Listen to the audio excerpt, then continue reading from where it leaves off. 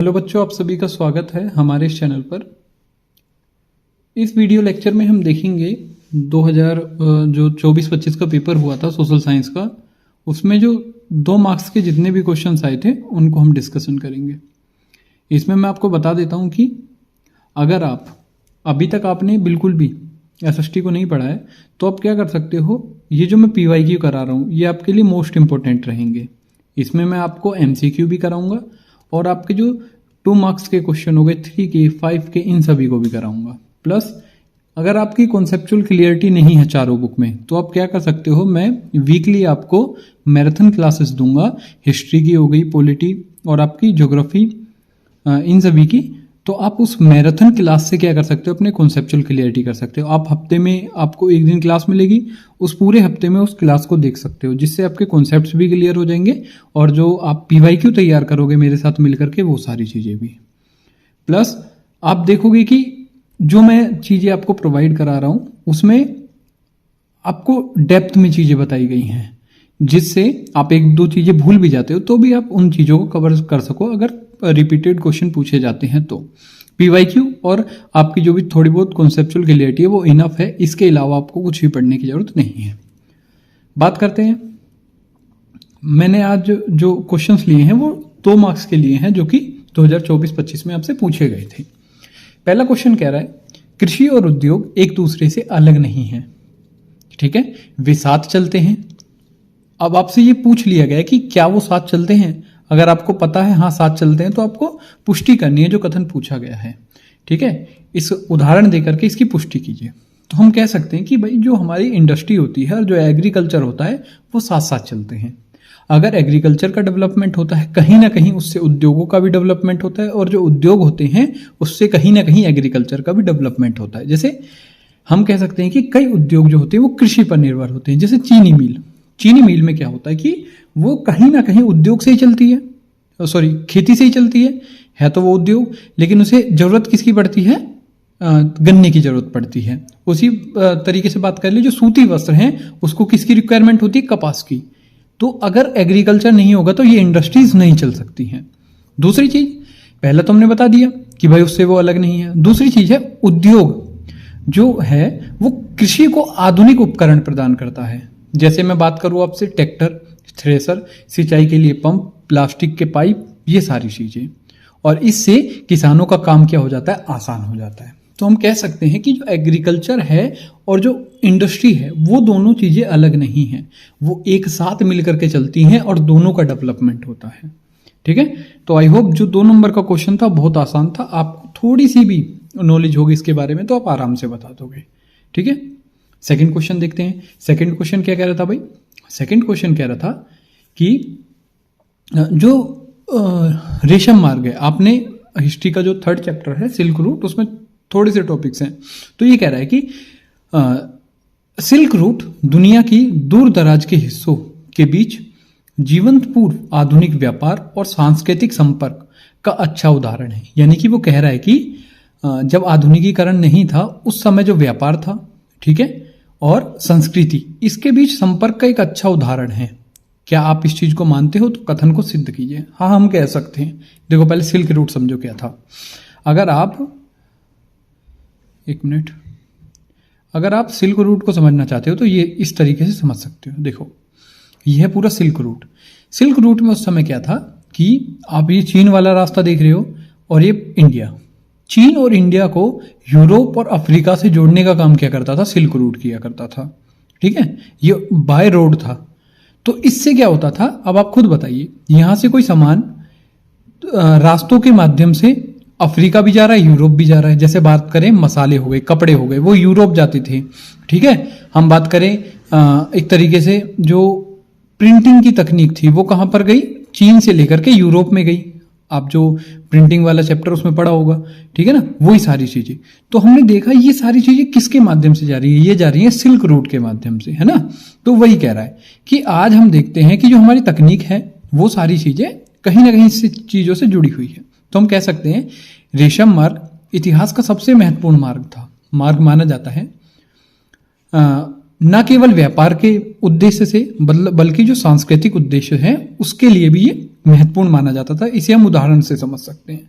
जैसे यह मार्ग एशिया को यूरोप और अफ्रीका से जोड़ता था। मैंने बताया ना, देखो ये हो गया आपका अफ्रीका और ये हो गया यूरोप, तो ये जोड़ रहा है ना आपस में, वही कह रहा है।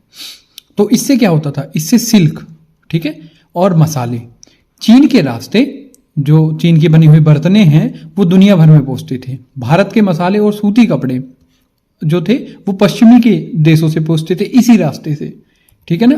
तो हमने बता दिया कि भाई जो सिल्क रूट है वो इतना महत्वपूर्ण था कि हमारे बनाई हुई चीजें, मसाले, सूती कपड़े, चीन के बनाए हुए बर्तन कहाँ पर पहुंचते थे, यूरोप के देशों में, अफ्रीका के देशों में पहुंचते थे।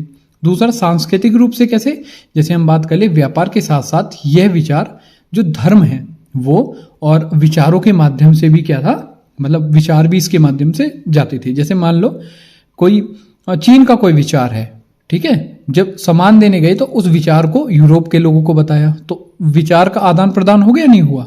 उसी तरीके से बौद्ध धर्म भारत में पनपा और चला कहाँ पर गया, हम कहें कि कहाँ पर, चीन में चला गया, मध्य एशिया में चला गया, इन इलाकों में गया। कैसे गया, सिल्क रूट के माध्यम से। वही कह रहा है बौद्ध धर्म भारत से निकल के रेशम मार्ग की शाखाओं के माध्यम से मध्य एशिया और चीन तक पहुंचा। कागज बनाने की तकनीक जैसी महत्वपूर्ण खोज चीन के मार्ग से, मतलब चीन के माध्यम से, इसी मार्ग के माध्यम से चीन से दुनिया भर के हिस्सों में गई। मैंने बताया ना, आप जब प्रिंटिंग प्रेस का पढ़ोगे तो ये सब आप देखोगे कि चीन हो गया, जापान हो गया, इनकी तकनीकें थी कागज बनाना, प्रिंटिंग का। ये कहाँ पर चले गए, यूरोप में चले गए।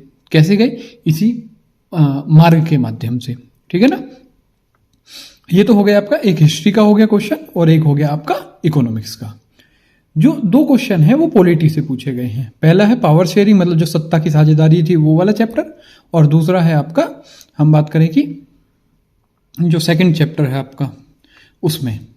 तो पहले हम देखते हैं कि थर्ड क्वेश्चन कह रहा है पॉलिटी से, विशाल जनसंख्या और विविधता वाला देश। कौन, भारत की बात कर रहे हैं। पावर शेयरिंग का एक उत्कृष्ट उदाहरण है, लोकतंत्र की जो वास्तविक भावना को दर्शाता है। क्या आप इस कथन को मानते हो? हाँ जी बिल्कुल। जो भारत जैसा देश जो है उसमें इतनी ज्यादा जनसंख्या है, तब भी हमने क्या कर रखी है, पावर शेयरिंग कर रखी है, ठीक है ना। पावर शेयरिंग कैसे है, देखो किस तरीके से है, हम इस तरीके से समझ सकते हैं पावर शेयरिंग को। जैसे ये रहा, यहां से समझो आप, हमारी जो पावर शेयरिंग है वो ऊर्ध्वाधर है, वर्टिकल है, यानी कि ऊपर से लेकर नीचे की तरफ है। जैसे हमारी जो केंद्र सरकार है, जो सेंट्रल गवर्नमेंट है, उसके पास पावर्स है, उसने अपनी थोड़ी सी पावर्स किसको दी है, स्टेट गवर्नमेंट को दी है, यानी कि राज्य सरकार को दी है। और राज्य सरकार ने अपनी पावर्स किसको दी है, लोकल बॉडीज को दी है, यानी कि स्थानीय सरकार को दी है। तो ये पावर शेयरिंग हुआ या नहीं हुआ? इसके दो एग्जाम्पल हम समझ सकते हैं। जैसे शक्ति का ऊर्ध्वाधर, यानी मैंने बताया ना वर्टिकल जो डिवीजन है वो भारत में सत्ता की साझेदारी का एक महत्वपूर्ण केंद्र है, ठीक है। यानी कि जो सत्ता है, जो पावर्स है वो केंद्र के पास नहीं है, बल्कि विभिन्न विभिन्न स्तरों में बटी हुई है। जैसे मैंने बताया केंद्र के पास है, फिर राज्य के पास है, फिर स्थानीय सरकार के पास है। वो चीज, केंद्र और राज्य, स्थानीय सरकार। पूरे देश में केंद्र सरकार है, प्रत्येक राज्य में राज्य सरकार है, और जमीनी स्तर पर क्या है, ग्राम पंचायत, नगर निगम। आप इसको देख सकते हो। इसमें हमने देखा केंद्र पर कौन पावर कर रही है, केंद्र सरकार। राज्यों में कौन पावर है, राज्य सरकार। और स्थानीय सरकार कहां पर है, बिल्कुल नीचे वाले हिस्से में, ठीक है। नेक्स्ट क्या कह रहा है, अब देखो एक तो ये हो गया। दूसरा कह रहा है कि हमने जो भारत में सत्ता की साझेदारी है वो केवल सरकार के स्तर पर ही नहीं है, बल्कि समाज के विभिन्न विभिन्न वर्गों को भी हमने सत्ता की साझेदारी दी है। जैसे पिछड़े वर्ग हो गए, SC ST, इसमें सत्ता में इनको साझेदारी दी गई है। इनको विधानसभाओं में सीटें आरक्षित की गई हैं। रिजर्वेशन होता है ना हमारे यहाँ पर, वही। अब रिजर्वेशन से क्या फायदा होगा, आप याद कीजिए जो चैप्टर फर्स्ट पढ़ा था उसमें श्रीलंका में सिंगली और तमिलों के बीच क्या विवाद था, वो विवाद यही था, पावर शेयरिंग को लेकर के। तो हमने क्या किया, जो हमारे यहाँ पर माइनॉरिटीज हैं, ठीक है, उनको क्या किया, हमने पावर शेयरिंग की, सत्ता को दिया उनको। वो कैसे दिया, SC ST को विधानसभा में हमने क्या दे दिया, आरक्षण दे दिया। वो सारी चीजें आई होप समझ आया होगा, ठीक है। नहीं आया तो आप कुछ भी जो आपका डाउट हो उस कमेंट सेक्शन में डाल देना, मैं उसका रिप्लाई दे दूंगा। नेक्स्ट बात करते हैं। नेक्स्ट कह रहा है स्थानीय सरकार लोगों को सीधा नियंत्रण लेने की प्रक्रिया में शामिल है। इसमें जिससे समस्याओं का निपटारा जमीनी स्तर पर तेज हो जाता है। इससे लोकतंत्र को मजबूती मिलती है। हाँ, बिल्कुल मिलती है। हम कह सकते हैं स्थानीय सरकार पंचायती राज और नगर निगम के माध्यम से लोकतंत्र का जो कागजी रूप है उसको निकाल कर कहां पर लाता है? जमीन पर लाता है। ठीक है ना? कैसे? वो जब देखो, जब केंद्र और राज्य सरकार से शक्तियां लेकर स्थानीय सरकार को दी जाती है तो इसको क्या कहते हैं? सत्ता का विकेंद्रीकरण कहते हैं। आपने सेकंड चैप्टर में पढ़ा होगा सत्ता का विकेंद्रीकरण क्या होता है। यानी कि हमने पावर्स लेकर के किसको दे दी? स्थानीय गवर्नमेंट को दे दी। यहां से समझ सकते हो, केंद्र सरकार ने किसको दी? राज्य सरकार को। राज्य सरकार ने किसको दी? स्थानीय सरकार को। वही कुछ पावर्स। ठीक है? इससे स्थानीय मुद्दों पर नियंत्रण, निर्णय लेने में जो शक्ति है वो आम लोगों के पास आ गई, जिससे समस्या बेहतर तरीके से सॉल्व हो पाई। ग्राम सभा जैसी संस्थाओं के माध्यम से जो नगरीय गांव हैं उनका विकास हुआ, उनको बजट तैयार करने में सहायता मिली, वो सीधा अपना बजट तैयार कर सकते हैं। स्थानीय निकाय को कम से कम 1/3 सीटें महिलाओं के लिए आरक्षित की गई हैं, जिससे निर्णय लेने की प्रक्रिया में उनको भूमिका मिलती है। यानी कि भाई जब हमने महिलाओं को एक तरीके से कह सकते हैं कि आरक्षण दे दिया तो महिलाओं को क्या फायदा हुआ? उससे ये फायदा हुआ कि वो अपने लिए निर्णय ले सकती हैं। ठीक है? जैसे हमने अभी लोकसभा में भी क्या लाया है? बिल लाया है जिसमें 1/3 सीटें किसके लिए रिजर्व हो जाएंगी? महिलाओं के लिए रिजर्व हो जाएंगी। ठीक है? जो साफ पानी होता है, स्थानीय सड़कें होती हैं, इन समस्याओं को हम राजधानी में लेके नहीं जा सकते। इनका जो निपटारा होगा वह कहां पर होगा? शहरी इलाकों में ही तेज हो सकता है। तो हम कह सकते हैं कि जो स्थानीय सरकार है वो एक तरीके से लोगों को नियंत्रण लेने में भागीदारी करती हैं। समस्या का निपटारा इससे क्या हो जाता है? तेज होता है। ठीक है? हम जो पानी, सड़कें, इन सब की जो समस्या है हम स्थानीय स्तर पर निपटा ले रहे हैं। महिलाओं को 1/3 रिजर्वेशन दे दिया, वो अपनी समस्याओं को निपटा रही हैं। ठीक है? हमने सत्ता का विकेंद्रीकरण किया, समस्याओं को किस पे लेके आए? गांव वालों पर लेके आए। और उसको कौन संभालेगा? ग्रामीण सभा संभालेंगी। इसके माध्यम से गांव का विकास होगा, बजट तैयार किया जाएगा, ये सारी चीजें। तो आज के लिए बस इतना ही। मैंने आपको 2 नंबर के जितने भी क्वेश्चन आए थे वो करा दिए हैं।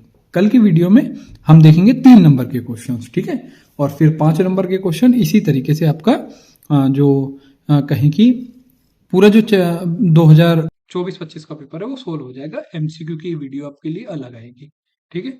तो वीडियो अच्छी लगी हो तो हमारे चैनल को सब्सक्राइब कीजिएगा। जो भी आपके डाउट हो कमेंट बॉक्स में लिख दीजिएगा, मैं उसका जवाब देने की कोशिश करूंगा।